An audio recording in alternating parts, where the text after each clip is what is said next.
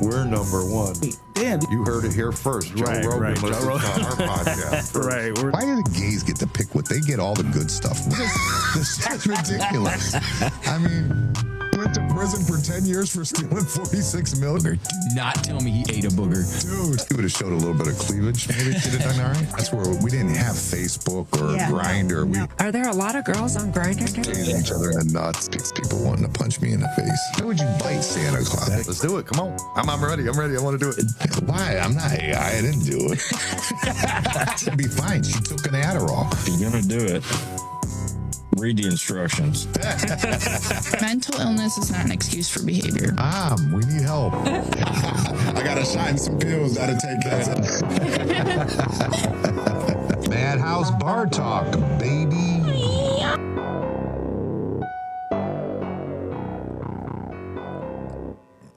Good morning, everyone. Good afternoon, whatever you want to call it, whenever you're listening. Today I want to talk about kind of a serious thing. Last night, it got me started. Last night I watched on Netflix, I watched a show called The Program, Cons, Cults, and Kidnapping. And I couldn't help but see the similarities between the program, which apparently are still running today, and what we had here in Lorain in the Charleston Academy. And I was in the Charleston Academy as a kid. And when I was in there, I was put in there, in 7th grade, young. I had been getting in trouble at school, and away I went. They put you on a probation, and the way Charleston worked was it was, in the late 80s, and it was labeled SBH program. There was a probation officer on staff at all times. You were staying late into the night constantly till like 7 o'clock at night. And you could be taken from the school directly to the detention home at any given time. Thus, the reason you had a probation officer on site. With no due process. You were pulled out of there based on whoever did the writing. And at the time, this was just how school worked for kids like me. It wasn't really working, in all honesty. If I look at all the kids that I grew up with and that went to this program, it was a bad program. It was a horrible program. We were nothing more than guinea pigs, really, at that point. They were trying to learn how to deal with kids. See, what happened was the Rockefellers early on established, they wanted this system in the school to basically teach and set you up for systematic, where you're ready to go with the system. So the Rockefellers, what they were doing was trying to build a better class of people and a better class of workers. And by doing that in the 1910s or something like that, the Rockefellers got heavily involved in the education system, not to educate people, not to keep them. It was to get a structure, to reframe people. And it was definitely, I guess, a good thing to have schools but the way they did it in a system, it was the point was to put you in a system and have you structured to run this on a daily basis. So what they did was they set up this program and they wanted structure, and you followed suit. You got in line. You did what you were supposed to. You did what you were expected. They taught you at an early age, this is the system. Stay within the system. Follow the construct and everything, and we'll grade you. And throughout the process, they started to segregate people a little bit based on, the ones that excelled, the ones that didn't excel. the different areas. And at one point, if you were too bad, they just threw you out of school. You were expelled, and that was it. You didn't go to school no more. Well, in the mid-'70s, they decided that's not acceptable anymore. The mid-'70s came around, and Congress passed and said, hey, we have to educate every kid. You can't just throw them out. So in order to do that and to fall within the parameters of what the Congress is telling them they have to do, they started doing things like taking disabled kids, or in my case, we were considered SBH kids, and putting them in a separate building. And they would just find an old building somewhere that this district isn't using anymore. In some cases, in Baltimore and in Detroit, they actually put them in jails. They actually housed it in jails.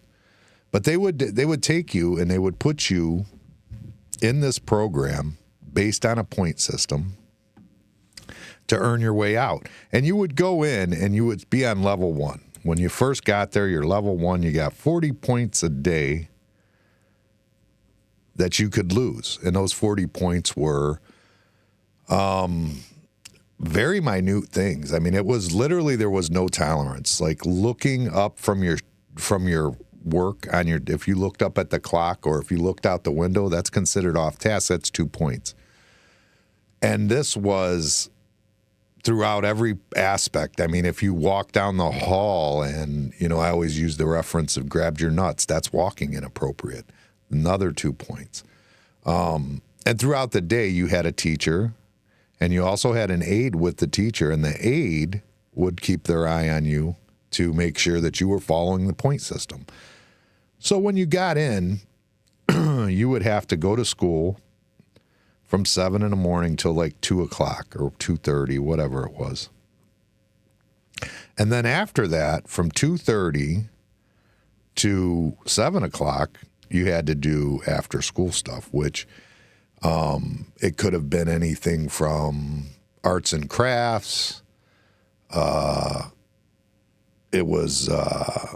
It could have been anything. It could have been arts and crafts. It could have been, we actually used to go to the Y and go swimming at the YMCA on Tower there. We would go to the Slovak Club and go bowling. So those were the 2 nights we liked. Nobody didn't like doing that. But then you had arts and crafts, and I forget what else we might have done during the week. But we had to stay in the evening. That's if you didn't lose your day. If you lost your day, so the 40 points, if you had more than the 40 points, then you would have to go into, I don't even remember what they called it. I think we called it timeout, but it was basically you went in a room and you had a booth with plywood walls to the left and right of you.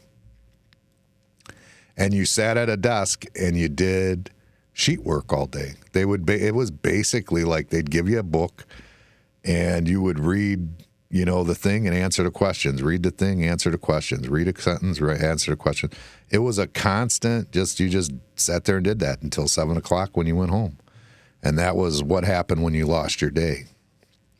So when you were on level 4, you only got to go home. I'm trying to remember. I want to say level 4, you might not have even got to go home. Or maybe you could have got to go home for 1 day a week. I don't remember 100%. But then progressively, once you jumped up to level 3, you got to go home a day or maybe 2. Level 3 or level 2, you could go home a couple days. And I remember specifically in level 4, which was that's like when you're ready to go mainstream. In level 4, we could go home usually about 4 days a week. Usually there was just 1 day you'd have to stay. But none of that matters if you lost your day. So as the levels went up, so did your points went down. So in level 4, 40 points, like I said, level 3, 30.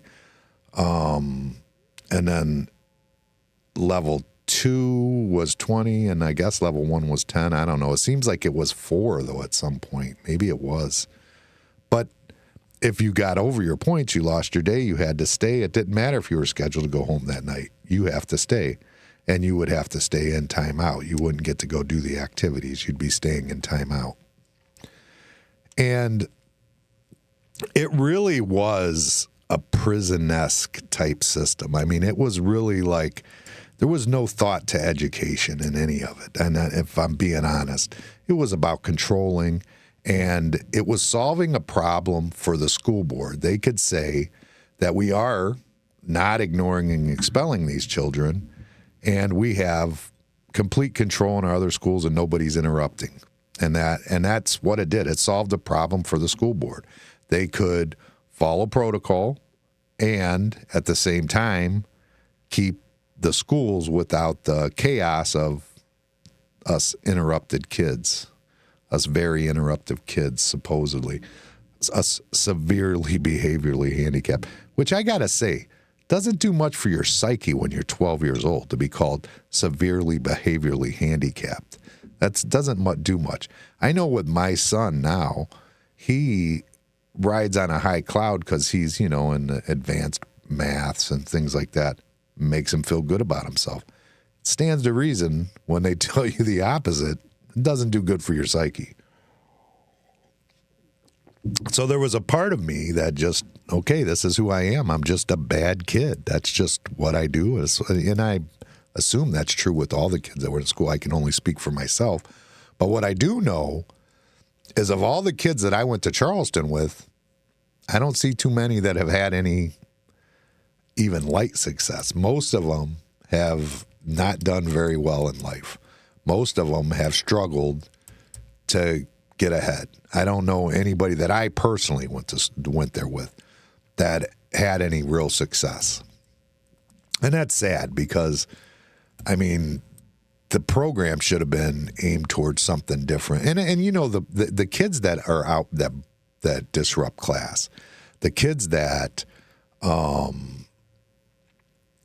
are not following orders and tend to drop out. These are the Jeff Bezos of the world, the guys that they're just outside the box. They question things. They recognize patterns different. They're just different. And I watch it with my grandson now. My grandson has the same problem. Barrett. He sees that. They see that in him, and they're not going to knock it out of him.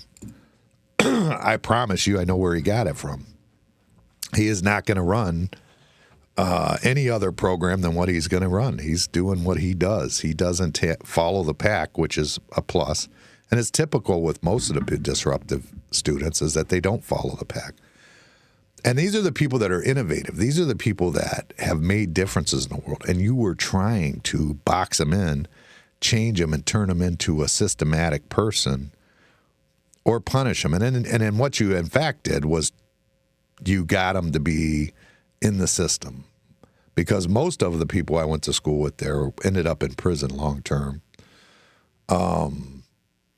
or at least short term. I mean, I don't know. Honestly, I don't know any of them that didn't go to prison. If I think about it, I can't. I'm sure there is, but I don't know of any that didn't go to prison. Not that I know of. It was never about educating people. It was literally about keeping control in the regular schools, getting the bad kids out so that they can, not have to deal with them. And we were just to be controlled. That was the whole purpose. That's why we had this stringent point system. When I say stringent, I literally am not making it up, that if I was doing homework and I looked up at the clock to see when the class was over, or whatever reason. You've all been in school. You've all looked at the clock. You're all ready to get out of class. You're ready for the day to be over with. You've all done it. That's off task, and that's 2 points. And, when you get down to the end in level 1 where you only got a few points, now I remember how level 1 was 4 points, because we were mainstream. Mainstream was, once you got to level 4, you could start mainstreaming into regular school. So they would bus you over, and you'd get to take a class or two at regular school. So depending on how many classes you were in, you would have less points because you weren't there all day.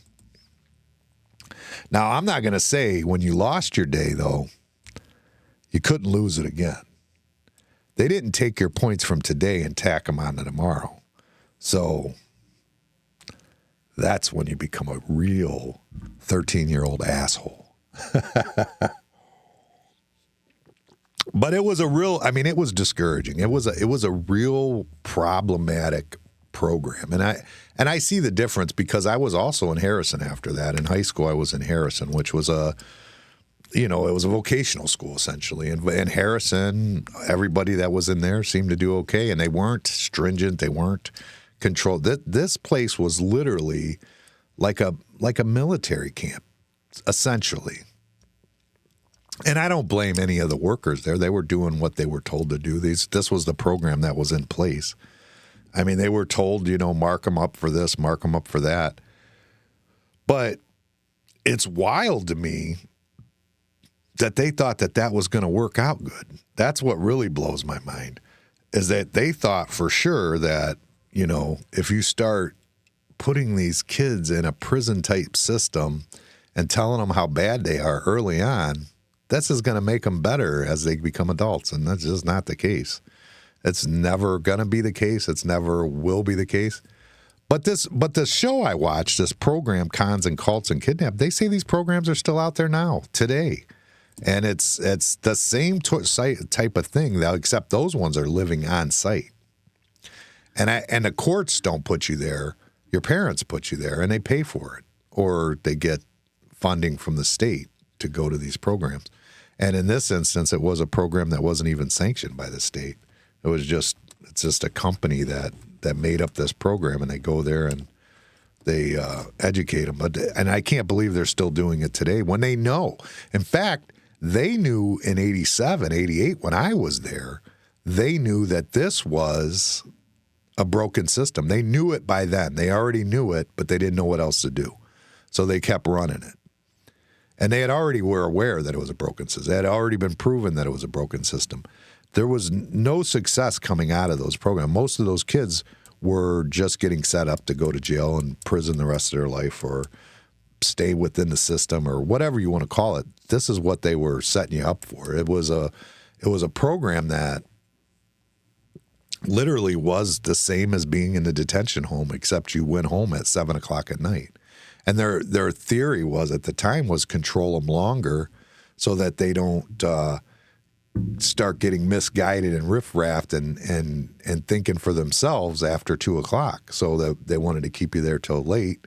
And you get home, and that was that, You were ready for bed, and they would come and get you. And they would come right to your house to get you.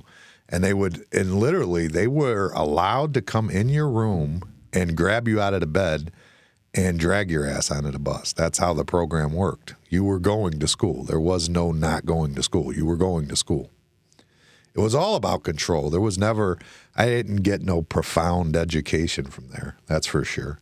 In fact, I was a little kind of taken aback, because one of the guys that was there in the night shift for the night school portion of it, that would drive the buses and stuff for us, I actually dock next to him now. He's me and him have boats right next to each other in Vermilion. And when I realized who he was, we started talking, and he's telling me how it was like it was just something he did while he was in school, or it was just like a little side gig. And it's like almost disheartening to know that, he was your, how do you call it? He was your disciplinarian. He was your, he was your subordinate. That's the person you had to listen to. And it was just like a little side job to pay for his school and car or whatever he was, needed money for as a young kid, which I knew he was a young kid. I did know that part of it. And I did know he was in college, but I didn't know that this was just a little side gig for him, which blows my mind.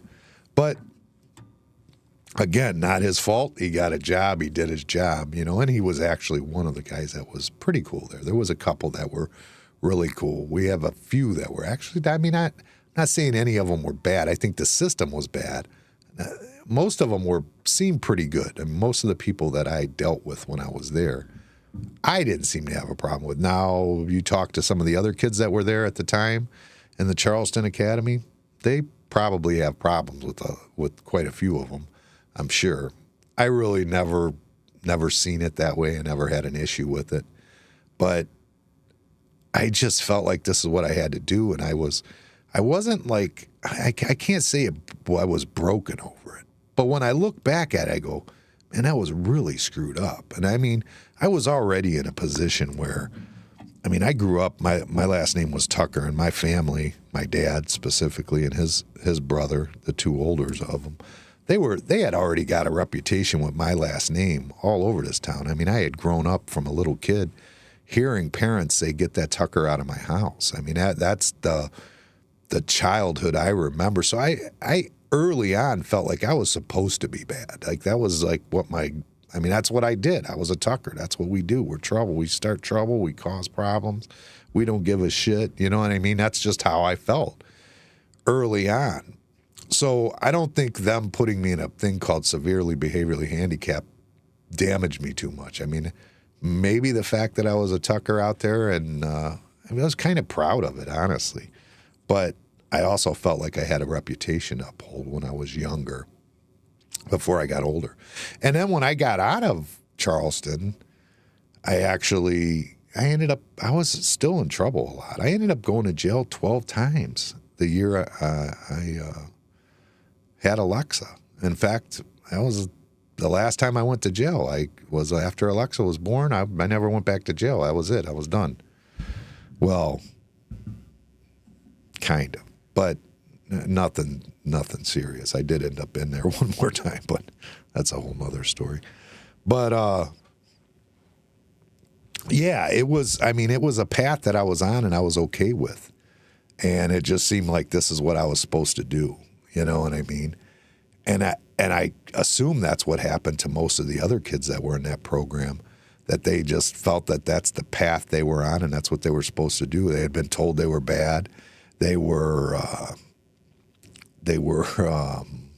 don't know what you want to call it. They were just, that's just the way it was. They were told they were bad kids and there was no hope for them, basically. And they wasn't trying to educate them. They weren't trying to spike your interest like Harrison did. Harrison Academy spiked your interest. You know, you want to build a garage or you want to fly trusses or learn how to wire up a light fixture. Or, it was something that, you got into it, it sparked your interest. There was nothing in there that sparked your interest. And what shocked me when I heard, did the interview, you guys seen me do the interview with, was it Baumgartner? I think it was Baumgartner that said he used to edit at Charleston. He would go there and do the editing at Charleston. And I was like, well, that's crazy. I didn't even know they had that. Like, that's something we probably would have enjoyed learning to do. Something like that would have been kind of neat and interesting. But no, we were, doing arts and crafts and going bowling. But, the whole point is what I'm saying basically is that they set up a program, a system that basically is about following rules, following order, sticking to what you're told. Here's the structure. Follow it. This is it. We want you all to follow the same structure. We're not going to look into individuals and thought processes, and we don't want you thinking for yourself. You do exactly what we say here in this process, and this is going to make you a good adult and for a lot of people, that's true. There's a lot of people that enjoy that. My brother-in-law, he likes that. He likes to be told exactly what to do and just do what he has to do, and then at home he does what he wants. And that's why he fit in the military as well as he did. He liked it. It's why he doesn't want to be the boss on site. He just wants to be there to do whatever he's supposed to do. Just tell me what to do and I'll do that. And that is, for some people, for me, maybe it would have been. But then once you go to a place like Charleston, you don't want to relinquish your freedom like that ever again. I mean, to have somebody tell you what to do to that extreme, literally, it was, when I say extreme, it was extreme. I mean, it was constantly monitored and watched to see you do anything, like I say, off task or, obviously hitting or cussing or talking inappropriate. Any of that stuff could have been listed on there. But the little things got me, like being off task or walking inappropriate, or those are the things that really bugged me, that really stuck to my crawl. Like you're going to tell me I can't look at the clock? Give me a break. And I'm not saying I didn't, but I got points off here and there. And so did everyone else that was in that school. And some days you'd lose your day. And the worst part was if you lost your day for a couple points, for at the end when you only got so many to go, and you've gotten a couple stupid ones like walking inappropriate or off task, and then you get all these points off, and then all of a sudden you lost your day. Now you're staying tonight. You were supposed to go home. You had plans. You were going to this or that. Who knows what it was? Maybe you were going to dinner with your parents. Who knows? But now you're not doing any of that. You're staying because of being off task or whatever. Well, at that point, you just blow the hell up. I mean, you just let it all out. You go, everything that you've held in for however many days in a row that you didn't lose your day, that's it. Here she goes. I'm a tell her all about herself right now. I mean, it was quite the blow-ups when the blow-ups happen, for sure. But the system is broken, and why they're still running systems like that aren't even part of the education. And this was a hybrid program. This was a program built with the court system and the education system together, combined, so that if you failed, you went right to detention home immediately, and without any type of. I went to the detention home from there one night, from a kid that came. He had actually just came back from the detention home, and he was kicking me all night long. And when I hit him back, I went to the detention home because that's what they saw, and that was in the evening. I ended up going to the detention home, and it was literally there was no due process. There was no nothing. It's whatever they wrote on their paper. The teacher who I don't know who wrote it, but who might have just been doing a little side gig for some extra money. You know what I mean? Just like whatever he writes, now you go to jail. And then you're sitting in a prison, not prison, but the detention home, which is pretty much prison at that. I mean, to me it was. It was absolutely I'm like in there going, what in the world? I was dumbfounded. And it was, it slowly disappeared. They just kind of took it away. It's gone now. They just got rid of it.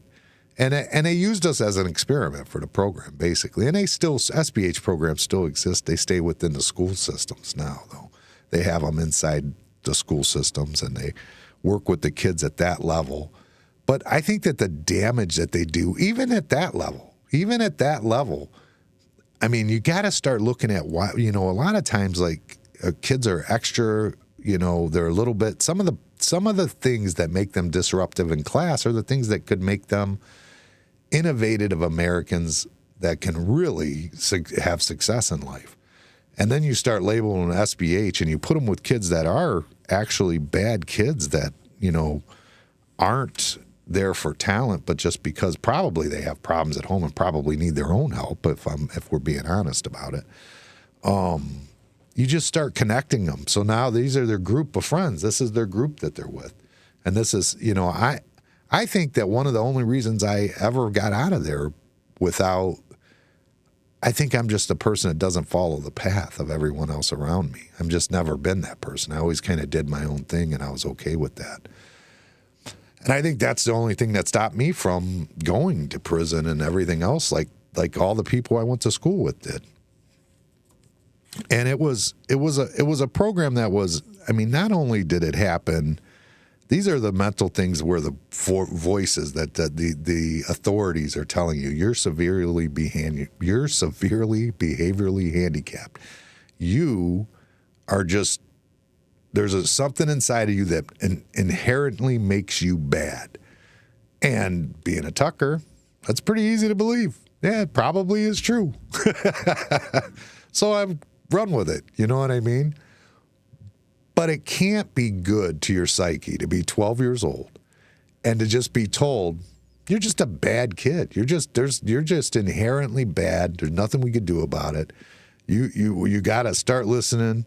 We're going to put you in this courtroom. And that's all bad enough. There's the outside of that. There's the other kids in the neighborhood. There's the other kids that you were in school with before. And then now you go back to school in this mainstream, what they called mainstream when we start going back to school. And I remember specifically, a teacher introducing me at Larkmore because that's where we went for our mainstream in junior high.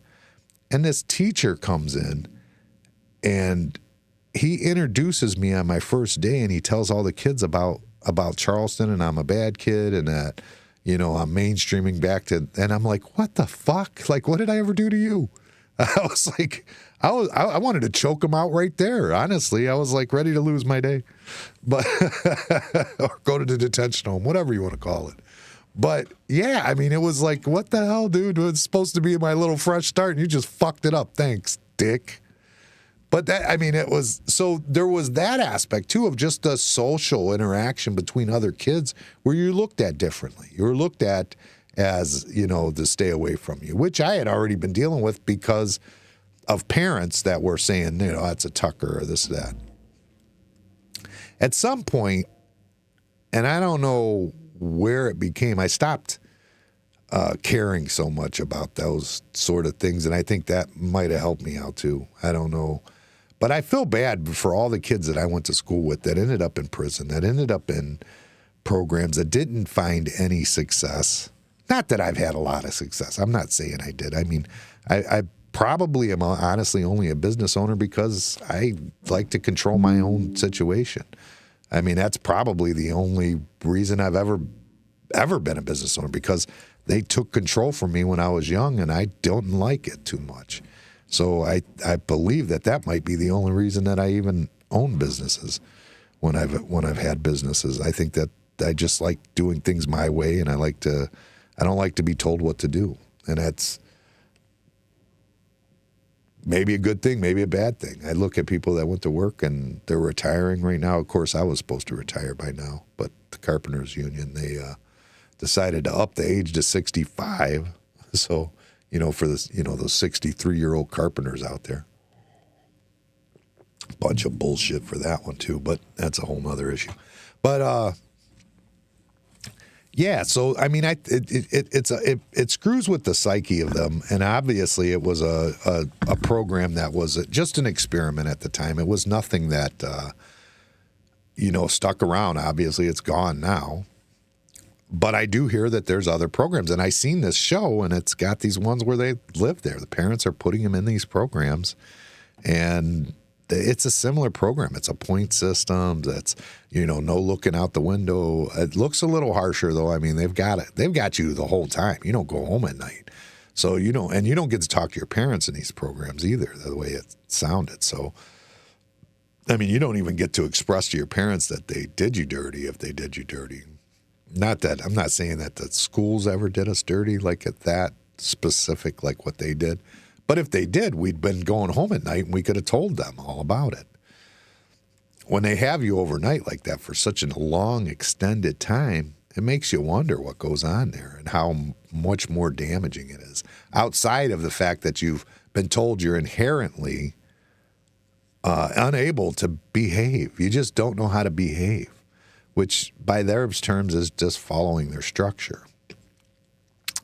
Doesn't mean it's per se behaving, but I mean, in their opinion, that's what it is. Because I was never I was never that bad of a kid, honestly. I was always a pretty good person. You know what I mean? Went to church and I was always just a good person. So for me to end up in this situation where I'm just, noted as this bad kid, you know what I mean? It just reinforced being a Tucker to me. It just reinforced it. Like, I guess that's what I am. I'm just a Tucker. That's how we are. That's how we roll. We get in trouble. We handle our business. That's it. That's the way it is. And I mean, that was an easy task. I mean, when I was a little kid, and I've talked about it on here before, but my dad went to jail when I was a kid and was tried for a murder in Lorain. that happened on 28th Street, right outside of the Blue Sky, right in front of the Blue Sky restaurant. And it was, when my mom actually ended up leaving him was while he was going through his court case for that. And it was pretty easy for me to assume that I'm just going to follow suit with the lifestyle that my dad was doing. I mean, I looked up to him. I thought he was, quite amazing. I mean, he was my father, and he was very strong. I remember when I was a kid, when my mom had left him, I was sleeping on the floor at my grandmother's house on South Lorain on Camden Avenue. And my dad breaks into the house. I don't know what happens exactly 100%. Snatches me up and leaves. And I remember he's running through what it was, the park there right behind Homewood School. And I remember waking up and he's running with me. And I'm obviously, I was like, whatever it was, 5 or something. And I'm like, the Incredible Hulk got me? Why is the Incredible Hulk got me? So, that's the kind of, he did crazy shit like that and got away with it most of the time, seemingly. I mean, that in that instance, he ended up having custody of me for a while.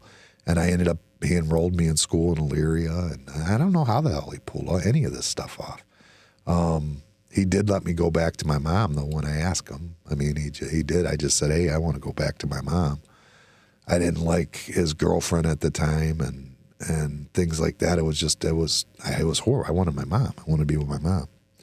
And me and my mom had a great relationship back then when I was little, up until I started acting up a little bit in, 5th grade, maybe 5th, 6th grade. I started acting up, getting in trouble here and there, a little bit, hanging with the wrong crowd, doing things I shouldn't have been doing. But I definitely still wasn't a bad kid. I still did things on my own accord. Things that I did wasn't because I was following the crowd. They were because I wanted to do adult things for the most part, I guess. I think that most of my problems as a child was I was doing adult things that I shouldn't have been doing. And it ended me up in this Charleston program, which, like I said, the Rockefellers, they set it up. They said, this is how education system's going to be, 1910 or whatever. Aaron put out a thing that said, go look at medium.com at Sophia O'Harian, The Dark Truth of the Education System Shaped by John D. Rockefeller. And that's common. A lot of people out there are aware of this, that Rockefellers had no interest in education but building a workforce of subordinate employees in a stable society. And that's what he wanted, period. He wanted a stable society and a workforce.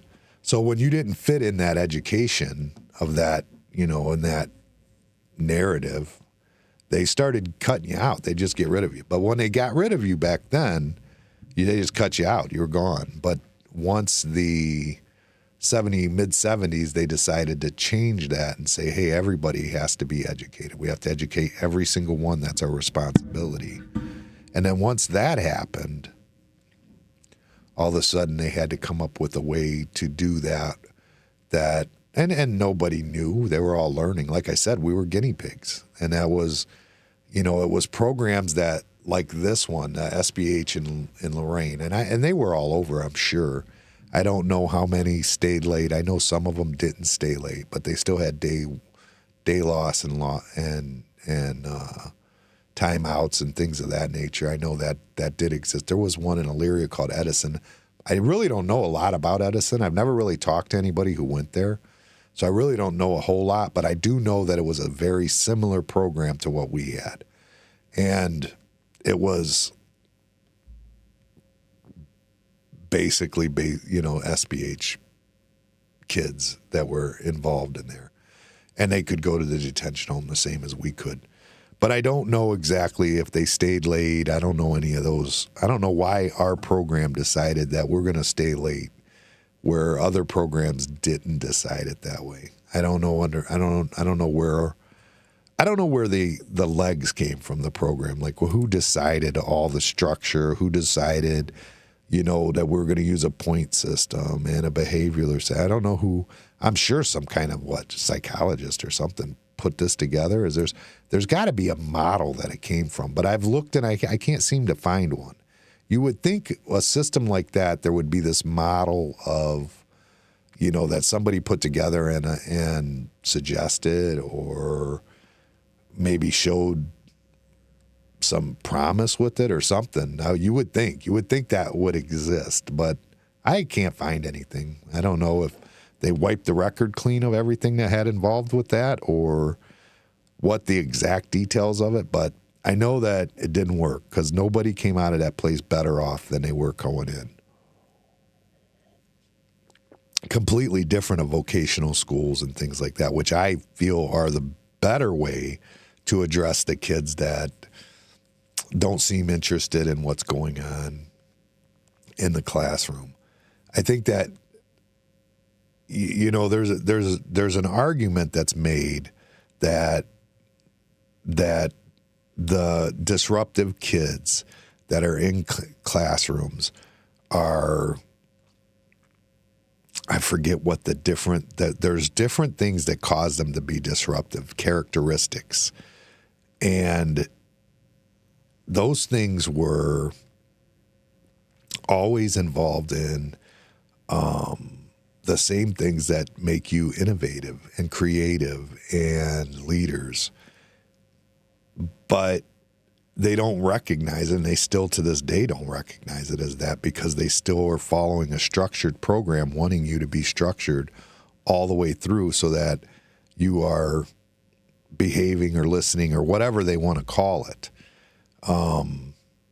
But it's not a fair analogy because each kid, if a kid shows promise in mathematics or writing or anything of that nature, they try to bump them up. They segregate them. Oh, he's back when I was a kid, it was called, what the hell was that called? I can't remember what it was called. I wasn't in it, obviously. But it was called, God damn it, what was it called? Advanced or something. It wasn't advanced. There was a name for it specifically. But they had been doing that. They were IQ testing. They were giving special education categories. They were, doing the behavior classics like me, problem students, tracking them. And the disruptive kids that threatened it was by the courts because of the mid-'70s ruling were ruled that they have to somehow figure out how to teach them. And they came up with this, system that basically pulled the kids out of there and basically turned it into like a school to prison pipeline, basically. It was a school to prison pipeline that set these kids up for failure to go to prison, basically. They're setting them up that's the norm. This is what you do. This is your system. You're bad. You're okay with being bad because you've been told it since you're 12 years old. Some earlier, maybe even. I know I was 12. I don't know. Some of them may have been even younger than me. I don't know. They believed that stability was good, hierarchy was natural, experts knew best, and social order outweighed any individual disruptions. And the problem was the disruptions, like I said, these were characteristics that were good for breeding the type of people. Like I said, that the disruptive kids in school were the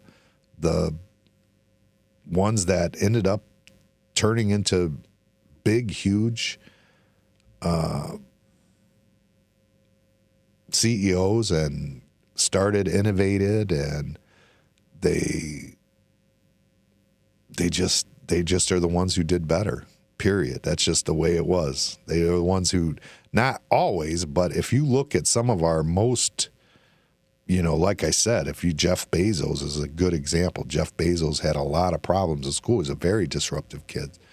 He was, who was the other one that owned that? What is it, Virgin Records or whatever? He was one of them. I think Jay-Z might be one of them.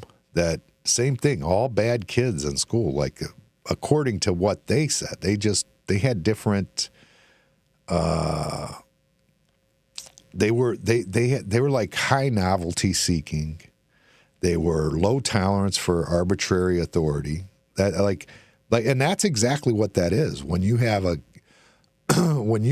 guy, like I'm saying, that my doc mate, not to make light of his situation, but he's a college kid, just got out of high school, and he's your authority. I mean, literally over you going home or not. And writing, your freedom is in the hands of a guy who just got out of high school with no education on how that's supposed to go down. That's pretty arbitrary.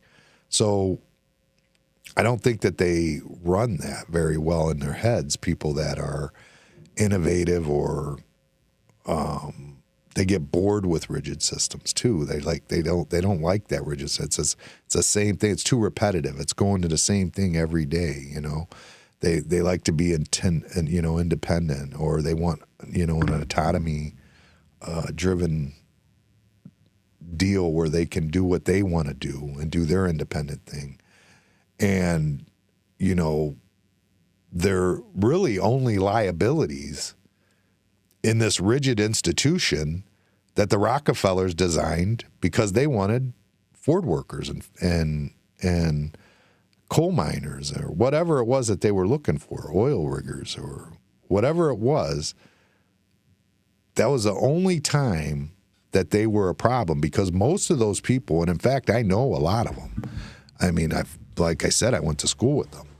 Most of them are very adaptable. Most of them are willing to take risks. Most of them are willing to self-direct themselves. And most of them are okay with failure. So they have every trait to be successful, yet you set them up to go to prison for the rest of their lives. It's really disgusting, honestly. And obviously you did it as, well, maybe it was Steve Jobs. I said, what did I say? Jeff Bezos? It was Jay-Z, Richard Branson, and Steve Jobs are three good examples. Eminem's another good example. That these are all people that were disruptive in school. They didn't follow the system well. They didn't do what they were supposed to do when they were in school. They were thinking outside the box. But like I said, these are people that are innovative, self-directed. They can handle failure. They can handle the discipline issues. They can handle all those different things. But instead, you tried to beat them into coercion. You tried to structure them to the point where they have to do exactly what you say, or you don't get to go home. This was the program, and I mean it was sad. It was sad to be in that program. Now, when I look back at it, I say it's horrible, because I look at my grandson now, because I see people, think the same way about my grandson. They think that possibly he has some behavioral issues, but he doesn't. He's a good kid. He wants to do what he wants to do. He's focused on what he's focused on. He's smart as any kid I've ever seen, but only on what he wants to be focused on. Now, there's something to be said that you have to learn the basics. I get that. The basics have to be learned. But I think that you have to take a child and you have to allow them to be their individual self and pepper in the normals, the commons, the rights and wrongs. You have to teach your kids rights and wrongs. That's a parent's job, really, more than it is the school system's job. They have to learn their rights and wrongs, and they have to understand the basics for the most part. And I'm okay with that. The problem I have is when you label a disruptive kid instead of figuring out why he's disruptive. because there's probably a reason for it. And I think that that's maybe one of the things that might have been my saving grace, because I remember them testing me in when I first got to 7th grade, before I was still in Clearview. And they tested my IQ right away, because obviously we have to test IQs and put people in a box and say this is what it is or this isn't what it is, whatever you want to call it. But they tested my IQ. When they tested it, it tested 122, which I was shocked. I was like, oh, so I'm smart enough. And they said that then I had no excuse. I was just behaviorally handicapped, because I had no excuse. Clearly, I could understand what was going on. But maybe that little bit, though, maybe them telling me that, to me, in my mind, overrode the fact that they called me a crippled, behaviorally crippled, you know? Maybe that's what did it. I don't know. For some reason, it didn't affect me as bad as it affected everyone else. Then again, that could just come down to when my daughter was born. I decided that I was going to be a better man, I guess. So that could just simply be that aspect of it. But that being said, the whole aspect of the programs still being in existence today, and I question all programs at this point. As I sit and think about it, I never thought about it, honestly, until I watched this show that I just mentioned, that's on the program that's on Netflix. I had never thought about really the system that we were in. I never had thought about it too much. And when I'm watching, I'm going, yeah, it is kind of fucked up. It is kind of fucked up. And I started looking and researching some of the stuff, and I'm going, wow, this is wild. Like they literally had no clue what they were doing. They were just making shit up on the fly and throwing us kids in there to figure out what we could do with them.